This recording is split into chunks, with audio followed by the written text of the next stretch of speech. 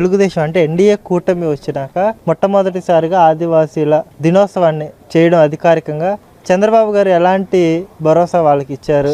చంద్రబాబు గారు ఇచ్చిన దాంట్లో నవ్వండి నెవర్ వీళ్ళకి 170 యాక్ట్ ఉంది, బూరియా కమిషన్ ఉంది, తర్వాత ఈ ల్యాండ్ టైటిలింగ్ యాక్ట్ పెట్టాడు కదా, ఈ అసైన్డ్ ల్యాండ్స్ ఇవన్నీ కూడా భూములు అవన్నీ కూడా రివ్యూ చేస్తూ ఉన్నాడు. 22A కూడా భూములు ఉన్నాయి, అవి కూడా ఎస్టీలకు సంబంధించి.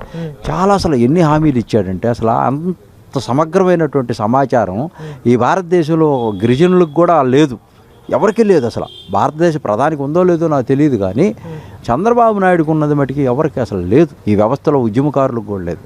అంత స్పష్టంగా 3 గంటలు మేము విజయవాడలో ఫస్ట్ టైం ఇన్ హిస్టరీ ప్రపంచ దినోత్సవం ఆదివాసీ తీసుకొచ్చి అక్కడ కూర్చోబెట్టి ఈ జాతుల్ని ముందుకు తీసుకెళ్ళాలి ఈ సమాజంలో అనేటువంటి ఒక మాటని ముందుకు తీసుకొచ్చి అందరినీ అక్కడ మరి అంత గౌరవాన్ని ఆత్మగౌరవాన్ని ఇచ్చినటువంటి చంద్రబాబు నాయుడికి సదా ఎప్పటికీ కూడా ఈ యొక్క గిరిజనులు రుణపడే ఉంటారు. రాష్ట్రంలో ఉన్నటువంటి అన్ని సంఘాల వాళ్ళు